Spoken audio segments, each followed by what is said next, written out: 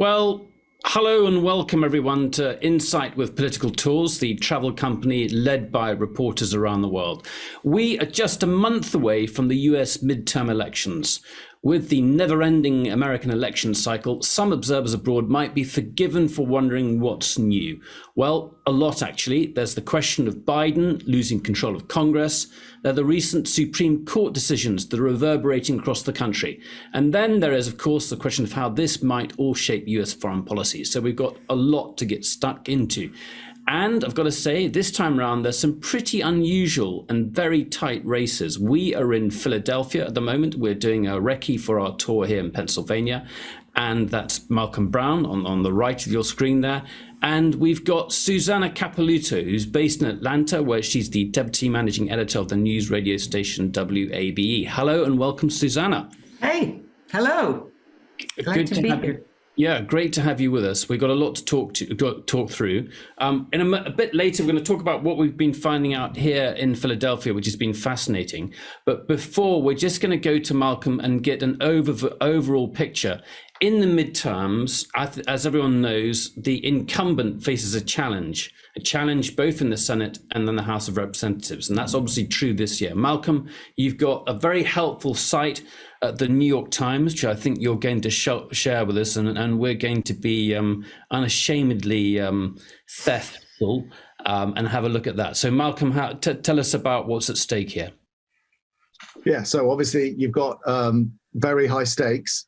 We can talk a little bit about the Senate, but we're going to get into more about the House. But just to set the scene, in the US Senate, it is very finely balanced. You have 48 Democrats plus 2 independents who basically give 50 votes to Democrats. So with the tie-breaking vote of the Vice President, Kamala Harris, they just, by their fingernails, have control of the US Senate. So that's very much up for grabs. And there's a few places in the country where the fate of the Senate will be decided. Pennsylvania here being one of them. The House is a more complicated picture. And most received wisdom is that this is a much harder road for the Democrats to win for reasons that we're about to get into. So let's take a look at that New York Times article that you referenced, some good graphics in here. So it starts off quite encouraging reading for the Democrats. There are they talk about how midterm elections, how the wind may have shifted slightly towards them, and we can talk more about why this might be different. As you alluded, conventional wisdom is that the incumbent gets a spanking in the midterms, typically, especially when you, like Joe Biden, lead a party where his personal approval rating is in the sort of low to mid 40%. So not a great scene, and also voters consistently showing that their primary concerns are inflation and the economy, both of which are not encouraging news. So going into the numbers, which is really what the New York Times focuses on, you take a look. This is the status quo right now. The blues are the Dems, the reds are the Republicans. Obviously, you see Dems tend to have their strengths on the coastal areas. They're bi-coastal, and then most of the rest of the blue tends to be urban areas around the country. And then they've just put Alaska and Hawaii in at the bottom, but they're all solidly blue from a Democratic perspective. So right now, this is the status quo. If you see them stacked up against each other, you've got 221 Democrats to 212 Republicans. So it's a pretty narrow majority that they have in the House of Representatives, and it wouldn't obviously take much to swing that. And there are reasons, mathematical and sort of political reasons, why it's especially hard for them at the moment. And one of the main ones is this process of redistricting. And this is the process that follows the census. So the census counts the number of Americans there are around the world, and then sort of reapportions political seats and representation based on those calculations. Now, what makes it especially problematic for the Dems is that this is, in many and most places, a process that is overseen by the political parties themselves. So in those places where Republicans are in control, it follows, and vice versa, it follows that they tend to draw these districts in ways that favor them. There have been some attempts to make this a less partisan process, but They don't always succeed. They tend to get bogged down in the courts pretty regularly. And so the issue now for the Dems is that the process has not favored them, although it wasn't as bad as some feared initially, but that's the situation they face.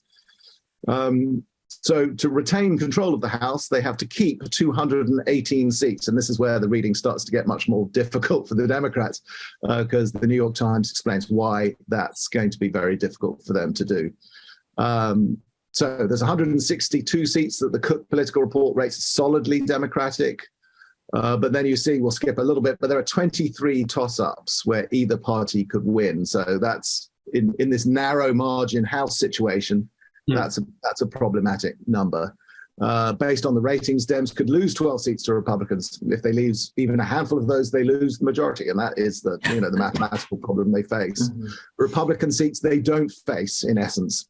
To paraphrase some of these graphics and the writing, they don't face the same headwinds at all. So everything would have to go supremely right for Democrats for them to hold the House, and Republicans face a much easier path to regaining control. Maybe we should just steer this back to the Senate. The situation in the Senate is much different. There is a viable path for Democrats to retain their control of the Senate. It's not a guarantee by any means. Some of the most competitive races are very tight. Notably, they're in trouble in their candidate, Catherine Cortez Masto in Nevada, looks to be in trouble. If they lose that will be a net loss. So that's very problematic in this finely balanced House. So that's why in the finely balanced Senate. So that's why, real attention is focusing here in Pennsylvania, and we can dig into those numbers. But the Democrat here marginally ahead, but not by anything close to an unassailable lead, according to the polls. And there's been no debate yet. So we can get into a little bit about that. To give you some flavor, Nick, do you want me to talk a little bit about some of the Pennsylvania reporting, or should we hang on to that for now? Let's hold on for that for a second. So let's come back to Pennsylvania in just a second. And we haven't even mentioned the gubernatorial races as well, which have a significant political impact. So we'll come on to that in a second. Let's come back to Pennsylvania in a moment. But Susanna, staying with the Senate races, I mean, the race that you've got down in Georgia is an amazing one, and a really good illustration of how difficult. I mean, if the Republicans thought they were going to win, it's looking tricky. Yes, it's like 2 years.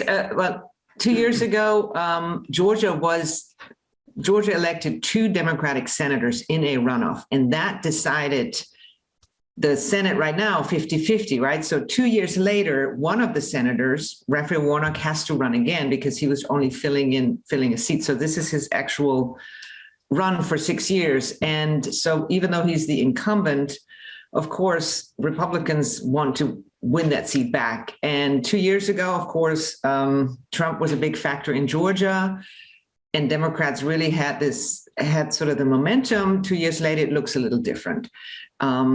Democrats are enthused in a way, but not like they were 2 years ago. So there's sort of we are at this 49-51 range. So it's very tight.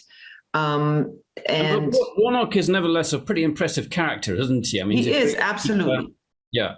No, he is the pastor of Ebenezer Baptist Church. He's running a very solid campaign. He's done some things for Georgia, but he's facing Herschel Walker, another, Black man. And so we have sort of this Republican running who is kind of it turns out to be a flawed candidate for Republicans. Former football star. It was easy for him to get sort of the nomination from the Republican Party because of his celebrity status in the state. And backed by Trump? Trump brought him into the race, right? He was basically backed by Trump. And Trump, unfortunately, Trump does not back our governor, who's also a Republican. He is running for re-election, and he's doing really well in the polls because he's an incumbent. But he sort of is on Trump's bad list. So he's walking this strange line between sort of, he never says anything negative about Trump. Trump has sort of been quiet now because he knows he's doing well. I want to come back to that in a second, because I think it's a fascinating thing. Sorry. I think the interesting thing is that Trump's candidates seem to be backfiring, and will come. I mean, not necessarily all of them, but we'll come back to Pennsylvania in a second. But this clearly seems to be the case. And also, if we go to absolutely, and Trump has brought Herschel Walker into the race, but he hasn't really pushed hard. He's not coming here to campaign for him because he knows if he comes, he's bad for Republicans in Georgia, because we really are this 50-50 state. The suburban Republican women do not like Donald Trump. We know that.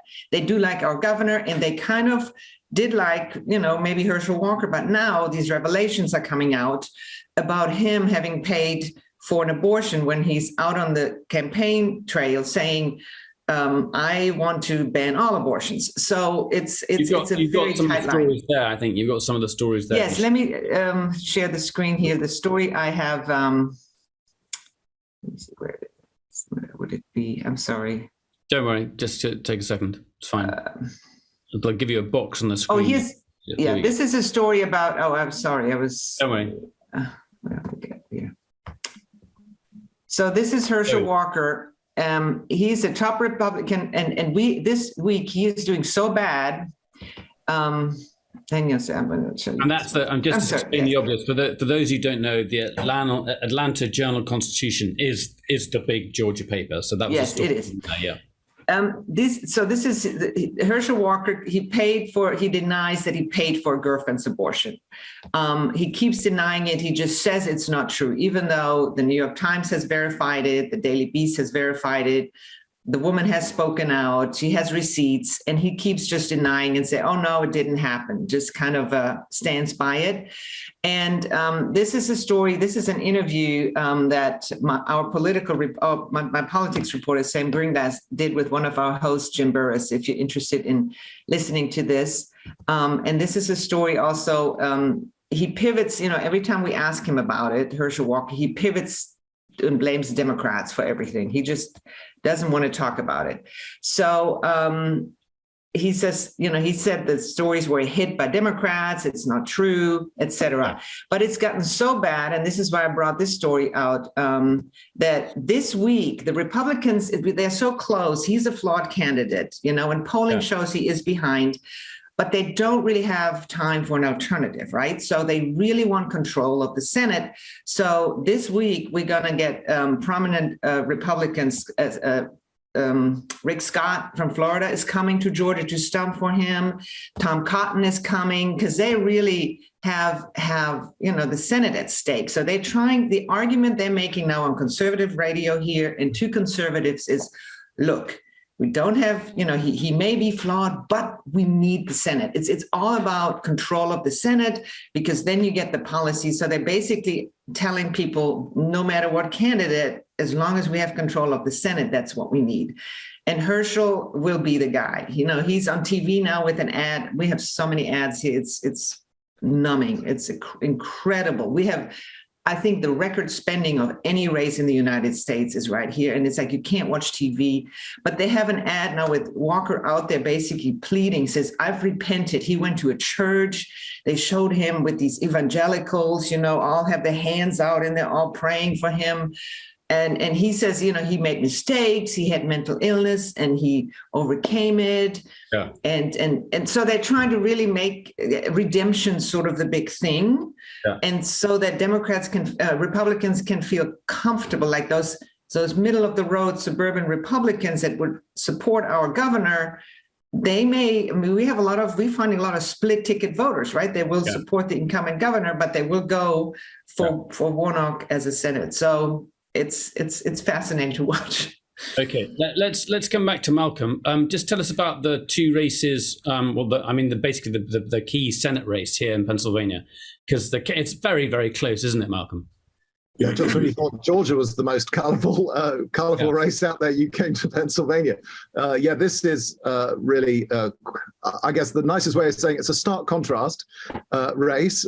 You've got the current lieutenant governor in American terms, who is the Democrat who is running for the Senate, John Fetterman. He's a striking figure, not least because he is 6'8", and I have converted that to just over 2 meters for our metric viewers.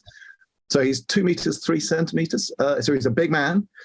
He has a shaved head, a goatee beard. He's got tattoos. He typically never wears anything other than a sort of a black, dark hoodie. So he is very much a non-traditional politician, and he's played that up. That's been one of his big selling points. Man of the people kind of thing. And this is especially important in Pennsylvania, where blue-collar, working class, former Democrats really swung to Donald Trump. And the state went for Trump, having been pretty reliably Democratic in 2016. So that would play strongly for the Dems. But the big thing, and I think we covered this partly in another discussion we did, is he had a stroke. Yes, in May, a very serious stroke, which left him debilitated and really unable to speak publicly. Even now, he uses visual prompts. He avoids the kind of free-flowing press interactions that he might otherwise previously have favored. So that's him. And we shouldn't forget, obviously, he has a competitor, and that's Dr. Mehmet Oz, who is a cardiac surgeon and known more to people as a TV doctor, very famous, high-profile character. He's struggled, although polls suggest that he's really closed the gap, and we can talk a little bit about why that might be. But he struggled initially. He is being portrayed pretty successfully by the Fetterman campaign as a carpetbagger. He's from New Jersey. He's very Johnny-come-lately to Pennsylvania. That hasn't gone down well in this state. They kind of see it. Yeah, they definitely don't like that. So he's really struggled. He's had a few flubs in terms of trying to relate to ordinary people, where he seems, like a rich doctor, which doesn't go down necessarily well with those working class voters that both sides are trying to appeal to. But what are the polls saying? What are the polls saying? Yeah. The real clear politics average now for Pennsylvania Senate is, I think, an advantage of about 3.7 points for Fetterman. So that's not a big lead. It's much less than it was. The thinking seems to be that Oz has got some traction on crime, which is a preoccupation here, especially gun crime is very serious post-pandemic. Violent crime generally, its numbers are definitely up, and certainly public concern has ticked up on that too. They may also have managed to chip away a little bit at Fetterman's authenticity. It transpired that before he became lieutenant governor, he was essentially supported by he comes from a pretty affluent background, in fact, and was supported by his family, for most of his life, essentially. So that may have undermined some of his authenticity, but he is perceived to be soft on crime. His work on the parole board here has made him susceptible to attacks as being soft on crime. His views on drugs and legalization, ditto. So definitely a tighter race than it was. Okay, I want to come back to that thought about crime as well. I mean, that's one of the fascinating things that we've been learning here. We were in South Philly yesterday, seeing a voter drive, and we'll come back and talk about violence and crime here. Philadelphia's got one of the highest murder rates in the country, and that's that because the Democrats control the city. The Republicans will say, look, there you go, it's the Democrats, they're soft on crime, it's their failure. So, but let's come back to that in just a second. Susanna, I want to come back to you because this also moves into the gubernatorial races as well. The Supreme Court's decisions, notably getting rid of Roe versus Wade, how do you think that's playing out in your area? And obviously we're thinking about suburban areas and obviously suburban women who are seeing as such a critical vote during the presidential elections. It is a big deal here because Georgia does have a restrictive abortion law that was passed by the Republican legislature and went into effect. And what we have is called a 6-week abortion ban. In other words, as soon as you have like cardiac activity, on the ultrasound, in Georgia now, that is considered a person. So we have this weird situation where women who are pregnant now can deduct their children from the taxes now. They become dependents. They become real people. It's kind of a weird twist that they put in there. And they're all trying to figure out, the Department of Revenue, and how to actually do that. There is a court challenge to it, and they're going to hear it on October 24th. On state court, I mean, federal they came, but in state court, they're claiming that Georgia's constitution has a privacy provision, so they're trying to challenge the law on that. But that is very much an issue here. And it's not, of course, economy is always in polling higher, but abortion is strong as an issue. And we have seen in the applications for absentee voting, which was the earliest indication we have of which voters are coming out, 59% of the applications came from women versus just 40 from men. So there's sort of this idea that maybe women are more energized to vote. Who knows? I mean, we can, so it is definitely a motivating factor for a lot of women to vote for Democrats. Is it the factor? We're not sure. It's a definitely plays into a lot of this. And the Republicans are obvious, the Democrats thought it would get people more enthused about it, but I think it's more of a silent female vote that we're looking for. I mean, what we haven't spoken about is the state legislature, and with the Supreme Court's decision pushed the responsibility back to the states. And it's the states that, obviously on the Republican side, have got very conservative policies. What is that? Is that something that's what's possible at this election? I mean, and what is the governor's view on it? So our governor, the incumbent governor, that was his bill, but he's not really campaigning on it. He's not saying, "Look what I did," right? Because he knows it only passed by really one vote. It was very slim margin. Wow. It is his Achilles heel. For suburban women. So he's very silent about it. The legislature, the way we are redistricted, because they're in charge of everything, it's going to remain in Republican control. But the governor, of course, could be overall a Democrat. Statewide, a Democrat can win. So Stacey Abrams is running again. She lost 4 years ago by maybe 58,000 votes. So she hopes for a comeback. But of course, it's harder to beat an incumbent. And she's gotten a lot of, celebrity for all her fights she did. So that's an interesting race to watch, but she is behind in the polls. I'm really hoping that we're going to get to see some of those speakers. I'd love to see Stacey Abrams speak. I'd love to see Raphael Warnock. Wouldn't mind seeing Herschel Walker speak. So we're going to be seeing you on our tour, which starts on the 2nd of November. And if anyone's that's perfect. Haven't signed up to the tour, you need to sign up and join now. It's very important. So yes. Looking forward to that. Malcolm, let's come back to Philadelphia and then talk about this issue of gun crime and violence. That I was really struck. Yesterday we went to this voter drive. There's a fantastic, huge black bus, and on the front of the bus it said "Black Votes Matter." And I don't know if everyone watching remembers a slightly peculiar webinar we did during the run-up to the 2020 elections, where we had a wonderful guy, Anton Moore, and I think he was speaking to us from his bathroom. And it was a very bizarre interview. But we met up with Anton yesterday in South Philly, and he was coordinating a voter drive. And they had food. You could go up there. They were handing out baby clothing. They had music. Basically, it was trying to get the community out. If you hadn't registered to vote, this is one of your last opportunities, because the voter registration deadline, I think, falls early next week. I can't remember the exact date.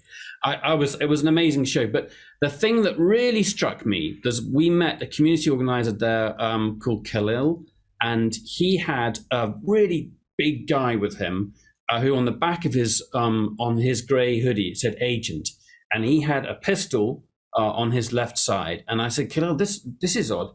Why do you need to have a pistol here? And he said, look, this is a violent city. We've had, I think he said 400 deaths. I'd have to check the figures on that, but a horrible figure. And also he talked about when they're going out to areas, they might get opposition from white people too.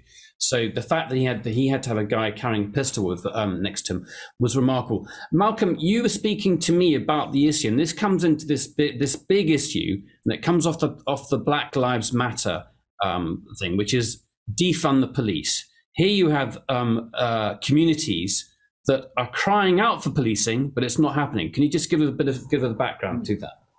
Yeah, well, it's a balancing act, right? They want the right sort of policing. They, especially the African American community, has felt victimized, particularly in Philadelphia, where there's a long history of terrible relations, community relations between the police and the African American community, going all the way back to the 60s.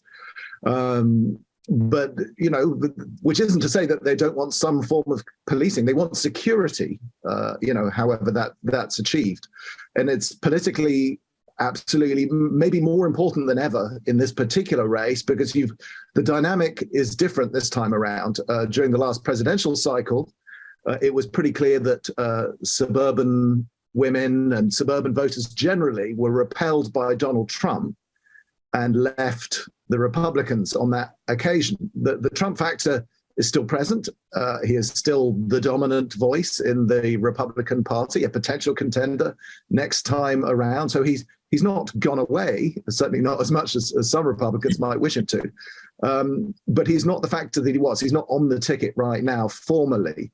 So that motivating impulse out in the suburbs and elsewhere has gone away. So the onus on getting your core voters out in the urban areas, and if you look at a map of Pennsylvania, really the blue bits are really around the big cities, Pittsburgh, Philadelphia, Erie is also up in the northwest of the state. But those are the key blocks, and they form the smallest patch of the, you know, a small area of the state, but rural areas are all red, essentially.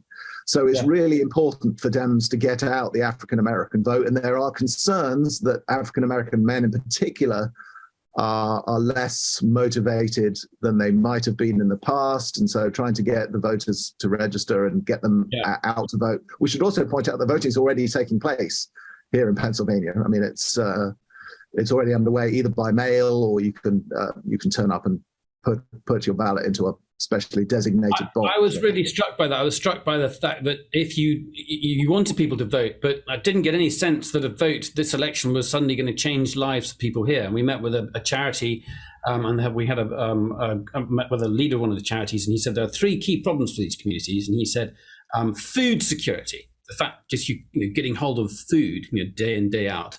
And then the opiate problem. So that was a major problem in Philly. And then gun violence. And I just thought these are such fundamental long-term issues. The idea that you're going to get people to enthused about an election, which is quite short-term, I just thought, where's the hope? Susanna, the key thing is Stacey Abrams was able to sort of tackle that issue, wasn't she? She was able to bring people together and say, look, this matters. You can't have Trump coming in because he's just going to make your lives worse. So what's the argument now? The thing is, she has the same group of people. She is for example, we don't have what is called Medicaid expansion. We don't have healthcare for the poor like other states have, because our Republican governor decided not to do it. So she's been saying, elect me, I will make sure you get healthcare. She's really been in those communities. She's trying to motivate those communities. And they are responding to her, yes. And she has that is her core constituency.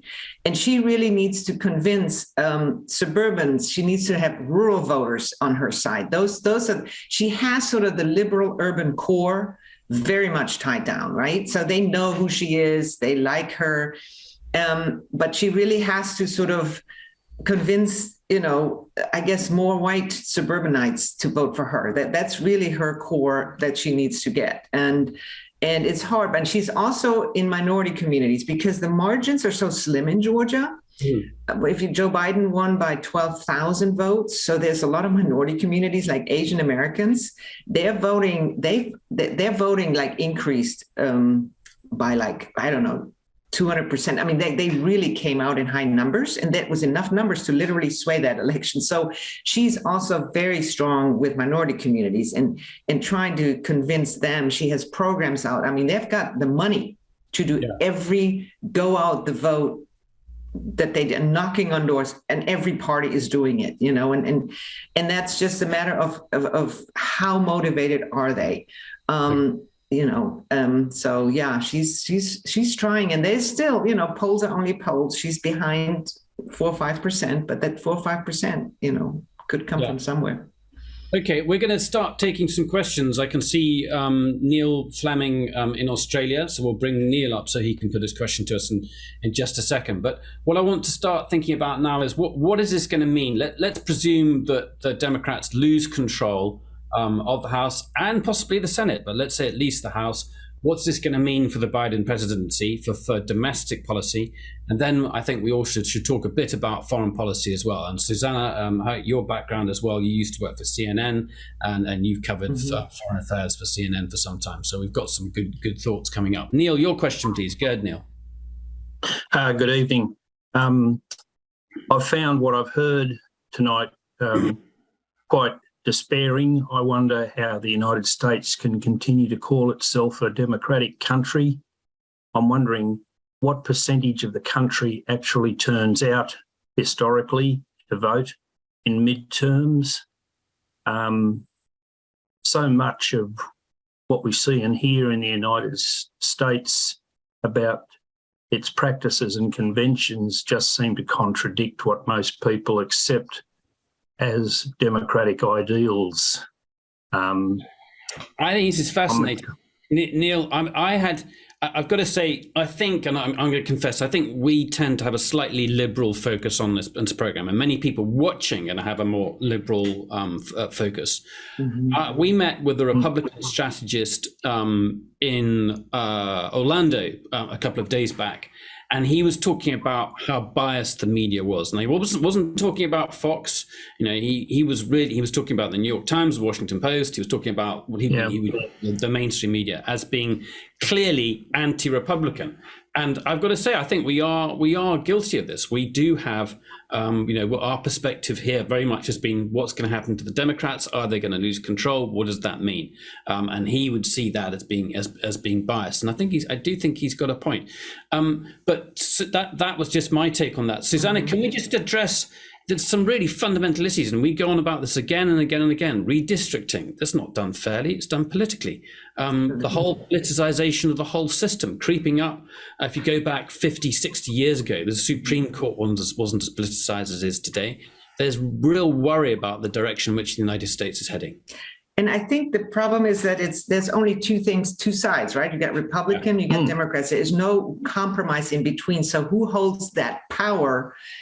That's it, right? There's one or the other. You don't have parties in Europe that have to make compromises, et cetera. So you're really just stuck with one or the other. And it's every 2 years, it's that same struggle. We want this, we want that. You got the basic idea of, Republicans are this way, Democrats want this. You got the grand ideas. Here in the South, which is also very religious, we have a very strong evangelical strain here of the Baptist Church. It plays a huge part in politics here.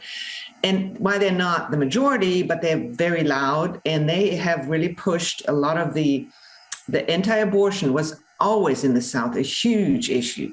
Even gay rights is still a big issue with a lot of these conservatives that really vote on beliefs. And there's also this, Americans generally don't like government. So the Republicans are like less government, less spending. In the South, you have the racial factor come in, right? When people think about helping the poor, the majority of poverty is in the Black community in the South. So you have this racial factor in, like, there's not this willingness to, let's help the poor, which is here, poor Black people. You have a lot of these things at play that make it sort of, this is where Republicans are. Therefore, the pick up a bootstrap individual, make your own way, no regulations. We're going to do our business the American way. They're really sort of the capitalist party. It's libertarian. In a way, exactly. And then you have the Democrats who kind of say, no, we're going to take care of you. We're going to give you health care. We're going to make sure your children have a great education. Kind of like those European values that many of us have. It's like, oh, that's like, duh, And here's like, oh, how dare you pay for children to go to school? I'm going to choose my own. I mean, beyond that, what I find outrageous is the voter restriction laws, and you know, we on our tours we meet senior Republicans, and we know very senior Republican strategists. He basically says, yeah, it's about stopping black people vote. Absolutely. No, it's so, I mean, I say that, and absolutely, I wouldn't say that in my reporting because that is really, because they will deny that. But think about this. In Georgia, we changed the election law after all these people came out and voted in 2020. A lot of them voted absentee because you needed a signature. It was easy to vote absentee. So they restricted it and made it harder, where now you have to have your number, and they just made it cumbersome, right? So to kind of close down the number. They used to have mobile voting units in this county where I live, Fulton County, which has a majority Black population, and they had mobile voting units, okay? And those are basically big trailers. They go to neighborhoods and say, come vote. Because we have early voting. We don't just vote on election day. We start next week. For 3 weeks we can vote. So this mobile unit, if you looked at how many votes it cast or collected overall, was 16,000 votes. No, 6,000 votes, right? Well, you could argue that is half the margin that Joe Biden won by, because he won by 12,000 votes, right? So now they outlawed mobile units. The Republican legislature said, mobile units in voting are no longer allowed. So that's like one little sliver. Then they also said you cannot hand out food and water when people stand in line, because we had long lines. We didn't have them in the general election because they fixed it. But the primary in 2020, I stood in line for 4 hours to vote because they had a new machine. What temperature might that be? It was in the summer. It was in June, was the primary. But it was already evening, but people were coming along, they're handing out water, and they say, stay in line. The restaurants were all bringing food to people. I mean, I had like dinner, lunch. It was kind of fun. You know, it was like a voting party and you just waited. They outlawed giving food and water in line so that, you know, there's fewer people. I mean, just these tiny things that will all just grind on the margins, because you're really talking 12,000. This is how 50-50 Georgia is. So if you have efforts to keep minority voters, and disinformation, for example, on voting in the Black community is incredible. There is an ad out on Black radio where they have a man talking. He is obviously African-American, and it's an Raphael Warnock, the Democrats ad. You know, it says, Raphael Warnock wants to allow that people can change gender on our children. Like, they're really honing in on the children and the transgender rights. You know, he wants to have medication so that our boys go to girls. I mean, just really down in the gutter. And it's like, obviously, to like, don't mess with our children, Warnock. And it's like, you know, it confuses people. It's like, what? And it's, I mean, the amount of money of ads is just, I don't know how to, I'm having a hard time reporting on it. It's like, how do we get at that? Like, what psychology? It's so in the gutter, but right now and just to make, but how many people will actually vote? It's typically, Neil, it's in about the 40% in a midterm. It's higher for a presidential cycle, but it's in the 40s. Yeah, that's what I thought. Yeah, but this time may be a little higher because, you know, the stakes are so high and the economy's bad and people are pretty motivated. But just to make you feel maybe even a little worse, and to build on Susanna's point, I would direct you to a good Washington Post piece that came out the other day that said that more than 50%, a narrow majority, low 50s, of Republican nominees for these forthcoming races, so that could be governor, Senate, House, whatever, do not accept or question the results of the last election. So, you know, there's a fundamental disbelief in the Republican Party that the actual process is fair. So, I mean, that's a really elemental problem. Now, their views may change if they win, of course. Yeah, that's what I've read. I mean, the 538 site reported that I think it's something like 550 Republican candidates.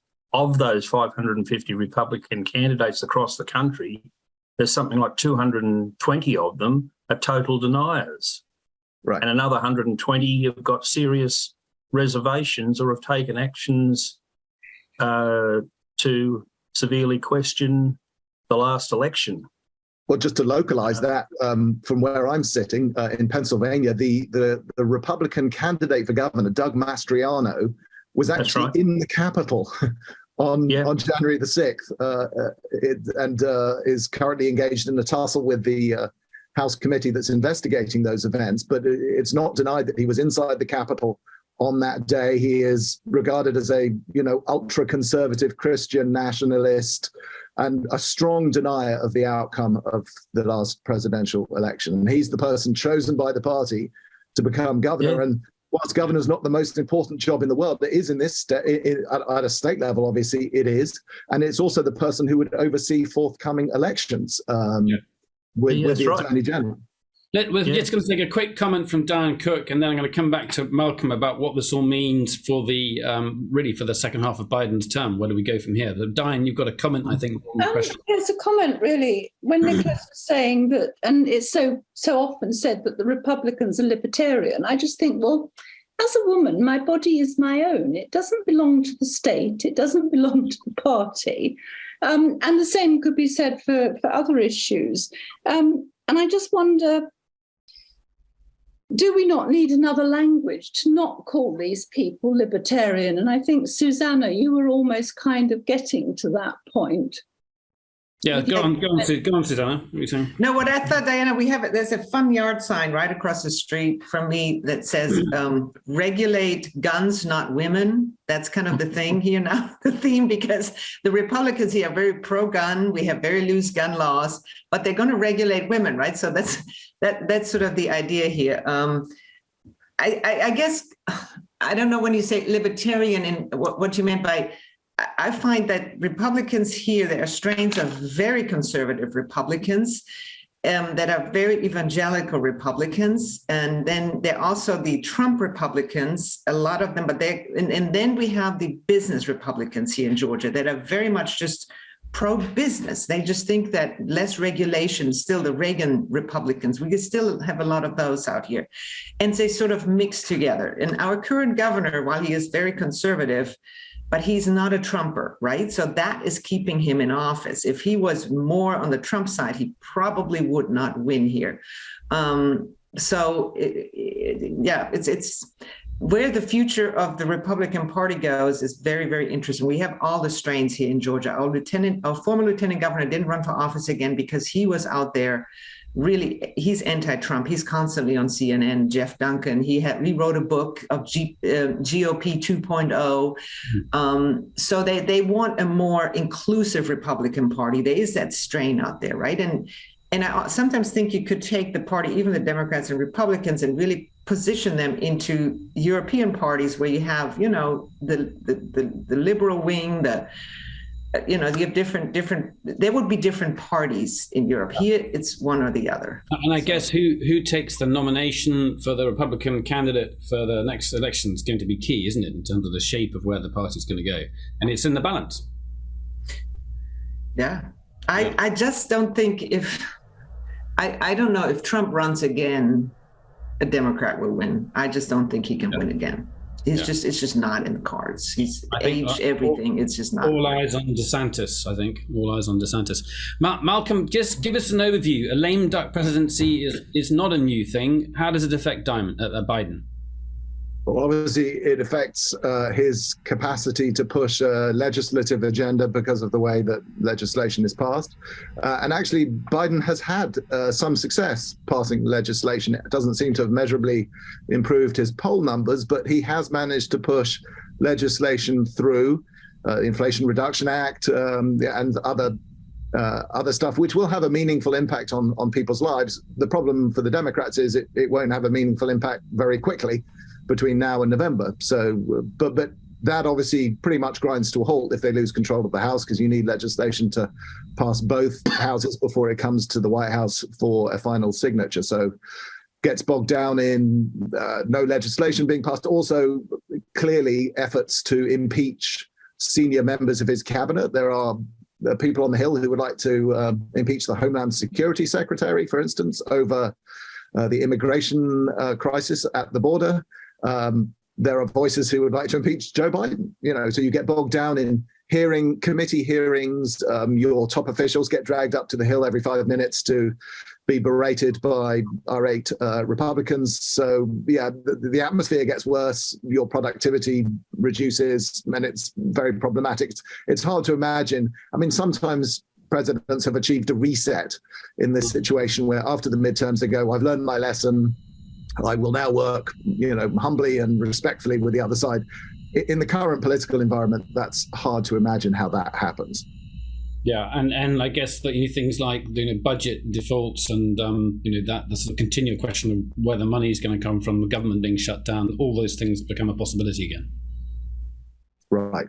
Although we did just see, I'm now arguing against myself slightly, but we did just see Biden go down to Florida, and both him and DeSantis got on pretty well and cooperatively, and it was a symbol of the state and federal governments working pretty effectively together for now.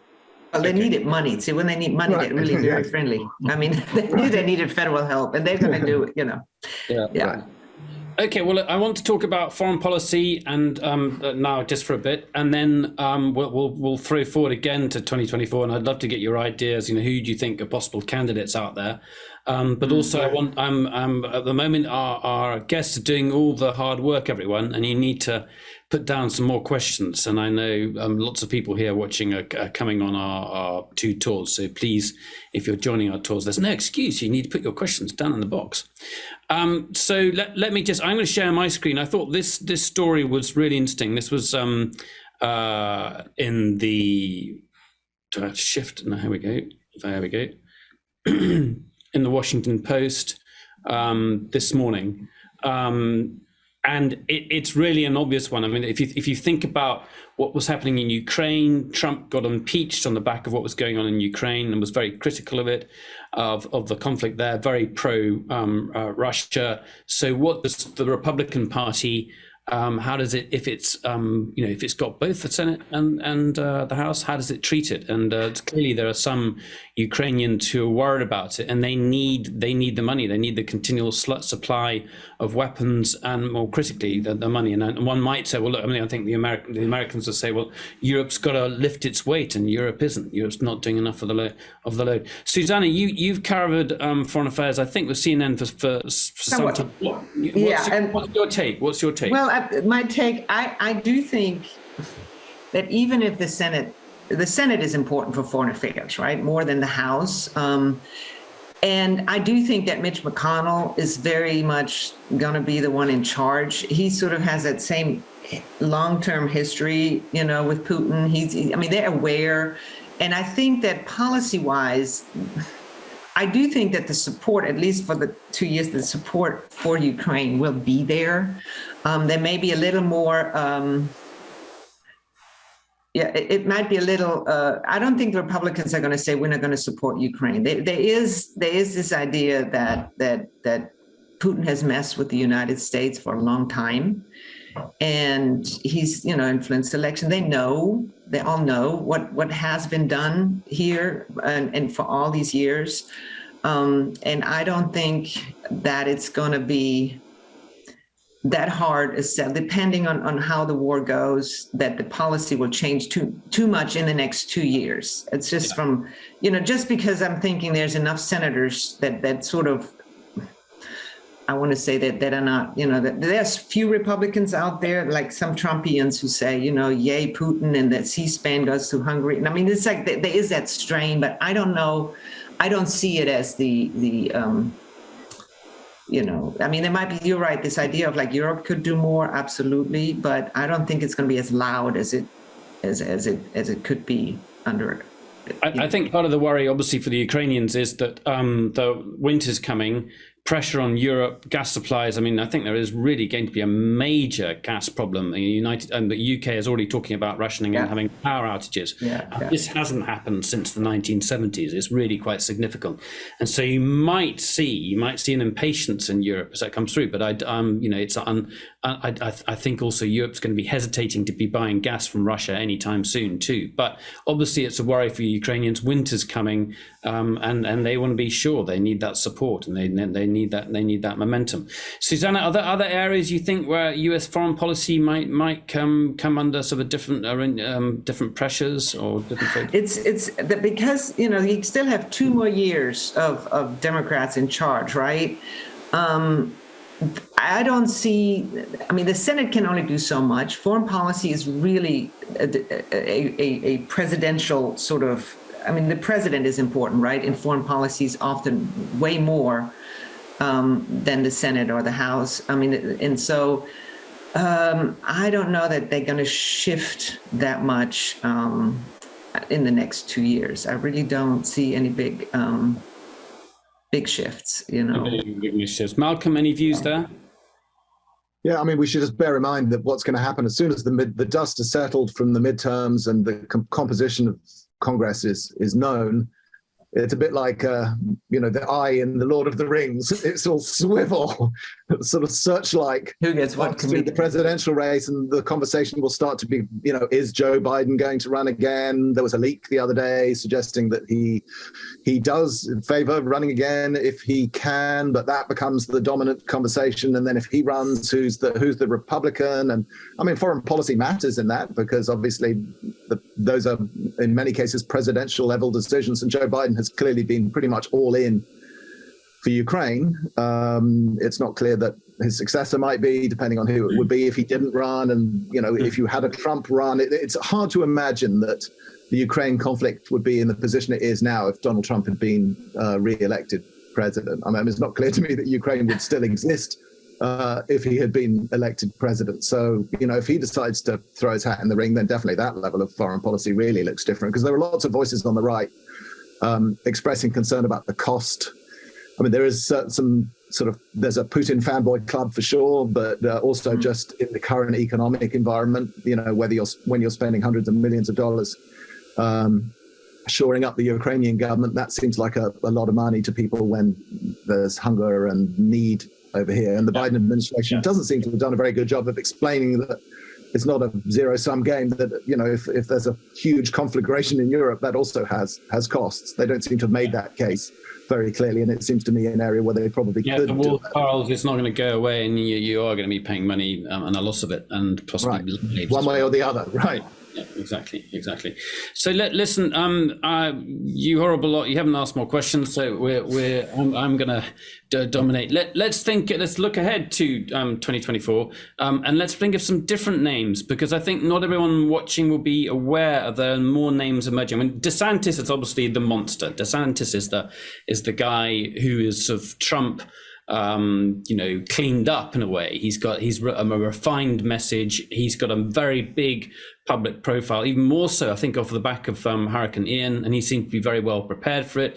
Biden was cooperating with him, so he looks, he seems to have a stature there as well. So that seems to be the sort of top Republican name I can think of. Susanna, who else is out there?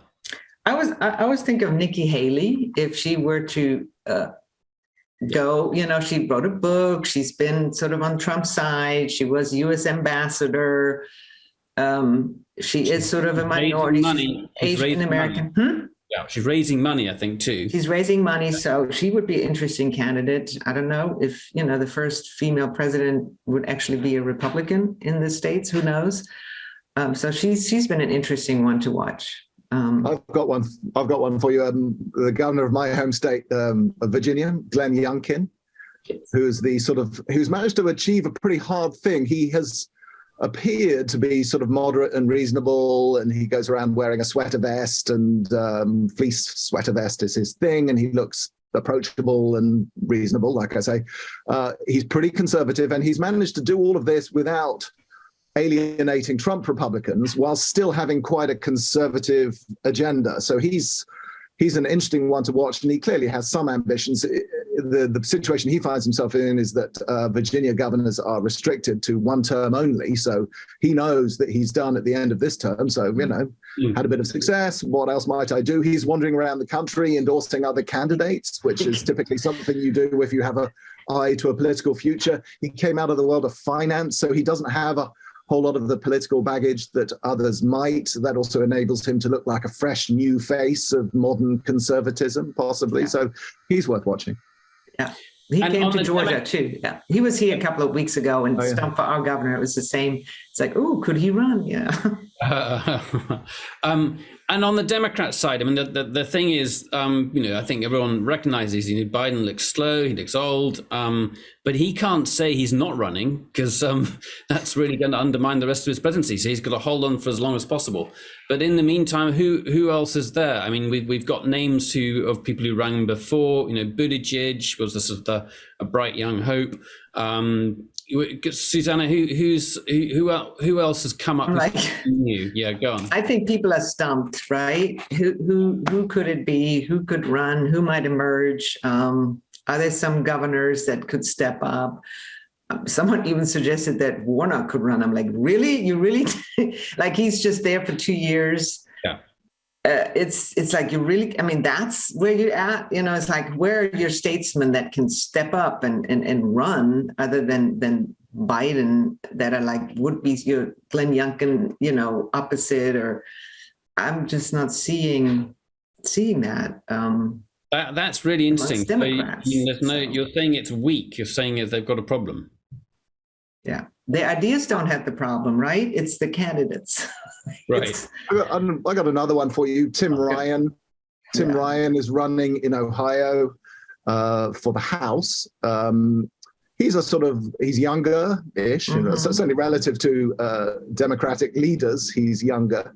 There's a problem with the Dems perceive, there is a problem with age in the leadership in the House for sure. I mean, Nancy, if they lose, it's pretty clear that it's going to be Nancy Pelosi's swan song. What would necessarily be the end of her speakership and probably the end of her political run. I mean, she's reached an age and it would be a good stopping off point. But yeah, so Tim Ryan, he's again, someone who's perceived to have managed to bottle this ability to re-communicate with blue collar traditional Democrats who may have strayed towards Trump. He doesn't have a huge national profile, which is a problem. I mean, running for the House in Ohio doesn't make you a national name, but he's an effective communicator. He's seen to be running a very effective race against J.D. Vance, who's a controversial figure and really should probably walk into it, but has managed to run a pretty ineffective campaign. And Tim Ryan is seen as a bit of a star, even if he loses. So he's someone out there who will be looking for something to do if he loses. And he's more likely probably to take on a leadership role in the DNC or something like that. But, that would also be a potential stepping stone and a bit more of a national profile. So he's a name. So it's always nice to have a name that people haven't heard a lot. As there were 4 minutes to go, we've got a late flurry of questions.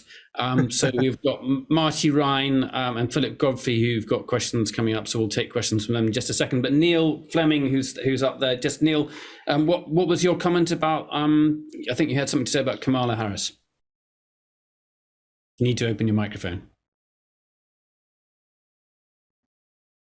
Neil, no, okay. He's saying why? There we are. Can you hear me? Yep. Yeah. Why isn't Kamala Harris in the mix? What's she done to blot her copybook? Yes, Susanna, why is it? She's seen as weak, isn't she? She's not seen as yes. Why is that? It's just I mean, even as a vice president, or when she was running, she just didn't galvanize people, right? I mean, that they picked her, and it's fine. She's a good vice president, but she's not a fighter. Maybe she's not seen as someone out there really wanting it. It's that sort of she's not running like she wants. She's not acting like she wants the job next, in a way, right? And Mark, go ahead. A couple of thoughts. I mean, so she's not great at communicating. I think it's fair to say she's not great at communicating in a hostile media environment, which she didn't really have. She was, she's a California poll.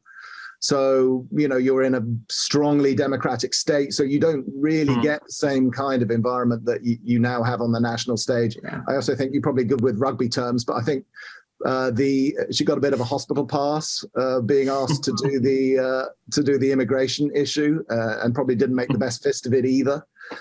Yeah. Okay. Good. Good. Marty Ryan, you've got a comment. Go ahead, Marty. Yes. Yes. I'm in Connecticut, and I don't know that he would be interested, but Chris Murphy Senator Chris Murphy from Connecticut, what do you think about him as a potential presidential candidate? I with you. Go on. He's he's got, well, he doesn't have the national platform despite being a senator. He's not a sort of known national name, but he's a very effective communicator. He sounds and looks sane. I think you could definitely package him to a national audience. I know nothing about him. I know nothing about him, Marty. What's his background? What's his sort of profile? He's very strong on foreign policy. Yep. He's very strong on gun control. And he's very effective at reaching out to his constituents. He does a walking trip around many, many miles around Connecticut every time he's on leave. And he also, what I found is when I write to all of my federal representatives, he's the only one who writes back. And he writes back when I didn't even ask, just because he remembers that I asked a question several months ago, and he has an update. Yeah, he's a fixture on the Sunday shows. I think he's on foreign relations, which is why he so often talks about that stuff, and he talks about it well. So no, I definitely wouldn't rule him out at all. We will have a tour of the Iowa caucuses, so I'm sure you can see him in person there if you join us, and that's at the end of January, beginning of February 2024, which is only a year and 3 months away. So looking forward to that. Good questions coming up now. Philip Godfrey, go ahead. Your question. Go ahead, Philip. Yeah, it's always spoken about as being it's the economy is stupid, and I guess that's the focus of my question. I'm a little bit surprised in this conversation that the panelists haven't talked more about it. Maybe that's because I'm preoccupied with it in this country, in the UK, as it dominates political discourse. What is the economic backcloth to the midterms? It's a big question, I realise, but inflation, that's a really good interest question. rates, you know. I think that's just because, I mean, I think you really have to be watching the markets here, and it's the jobs reports coming through, which are beginning to tail off. I mean, they haven't plummeted, but just beginning to tail off. And there's also been criticism of the Fed for not acting early enough. But you'll find the economists talking about this. And if you go to Atlanta, you know, the Georgia's economy is still buoyant. So Susanna, that's fair. It really hasn't sort of affected the political debate yet. It has. Inflation is an issue. And the thing that what our governor says, you know, he says, look at Georgia, business is great, everybody's working, that's my thing, but inflation is Biden's, right? So they try to do, like, I'm not responsible for inflation. I'm trying to, you know, he suspended the gas tax here, the state gas tax. So our gas prices are kind of lower. And so he says, look, I'm trying to fight inflation. So it's definitely his big thing. He hopes to get elected on the economy. And that's probably why he's slightly ahead. And he blames Democrats for inflation. So that's how it plays out. And like I said, abortion here is only like second issue. It's the economy is first, then inflation, or inflation is first, then economy overall, and then what people vote on, and then abortion. So that's how sort of it tallies. It's definitely a big deal here. And Philip, it may be slightly less of a big deal than in the UK, but it's definitely a big deal, and it's likely to get more of a big deal because, I mean, the barometer of petrol prices, which is, you know, really a key barometer here. It's a way people really notice their spending. Gas prices are going to go up after this OPEC decision. They already have started, and that was after a period of weeks and weeks where they'd actually gone down, which is great news for Biden, whether or not he can control gas prices. And he has comparatively little ability to affect it. He can do further releases from the Strategic Petroleum Reserve, but I think we're already like a third of our way through that, you know, and as a practical matter, he can't match the cuts that OPEC's now producing from the SPR. I find it always interesting that Republicans are kind of saying they blame Democrats for inflation, but then you're going to, you know, what are you going to do about it? Like, other than blaming the Democrats, what are you going to do about inflation? But it doesn't, voters don't think that way. Like, well, what is my you know, they just think Democrats did it. Now I'm going to go with Republicans. Maybe it gets better. That's Philip, kind of follow up, Philip. Well, no, I'm intrigued. Yeah, I mean, you've answered my question. Thank you. It clearly is an influential issue, as one would expect it to be, but perhaps more so from what you've just said than I'd imagined. Yeah, I'm stand to be corrected there. I haven't had the exposure perhaps I should have done to the voters. It's about to happen though, because we're racing through a series of states. We're about to go upstate now to the High Valley, which is a former industrial area ahead of the tour here in Pennsylvania, and then we're jumping on a plane and coming to see Susanna in Atlanta tomorrow. So and we'll have more set up for the tour and more access to voters. Thank you very much indeed, everyone. A really good discussion. I've really enjoyed it. My thanks to Susanna Capelouto in Atlanta, Malcolm Brown, who's here with me in Philadelphia.